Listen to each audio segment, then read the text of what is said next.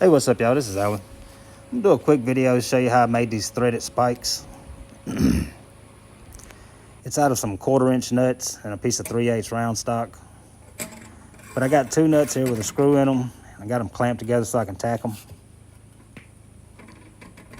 It's best to have a tap when you do this so you can run back through there and clean those threads up. Because something's bound to bleed through a little bit or something.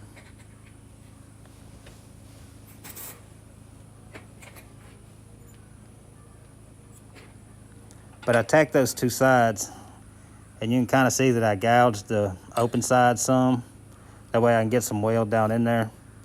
And then when I get that, I'll come back and grind those tacks out so I can get it down in there too. You're gonna grind all that off, so you wanna get a little weld down in there as much as you can.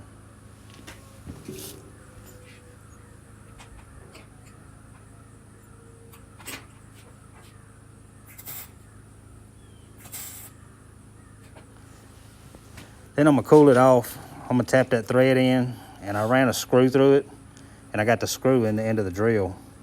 It's kind of a sacrificial screw because it's gonna catch the grinder too.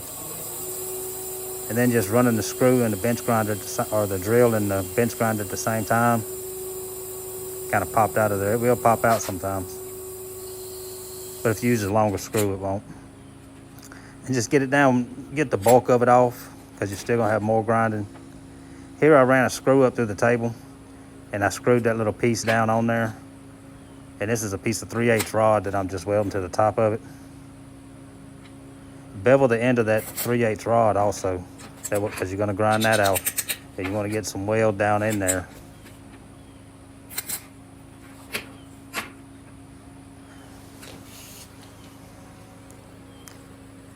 And then it's back to the bench grinder with that to clean that little bit up. Just getting the bulk of the welds off at this point.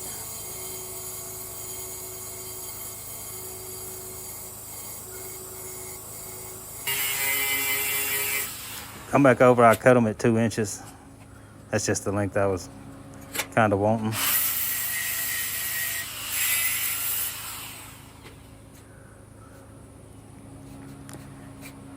Then I'm putting it back in the drill, and I'm gonna try to make a little bevel where the weld is, where we welded the rod to the 2 nuts. We're gonna bevel it down just a little bit right there. You can't go too deep or you're gonna end up taking the whole thing back off, you know. But there's a little ledge there, and if you do this, it'll take that ledge off and just give it a little hump in it. And that's where we're at right now. You can kind of see the dip in the side. Then we put it back in the drill and go back to the bench grinder. We use it to take the bulk off to get it down to a point.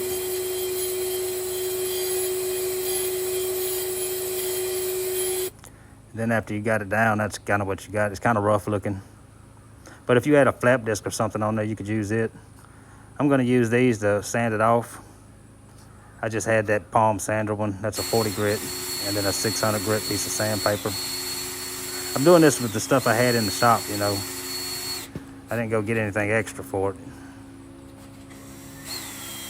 But just hold it on there while you're running the drill, and that'll clean it up. And you can polish it down as much as you want. I mean, you can get it down super smooth if you want it to. But I got it just about as far as I need it for what I'm doing with it. And that's what you got. You can't even tell there was 2 nuts there. You'll get some of those low spots from where you welded those 2 nuts together. And if you want to, you can keep polishing down until those are gone. You could even come back and tack them and then try to buff that out too. But for what I'm doing, they're not hurting anything at all. I'm just gonna clear coat them and then put them on the fire pit.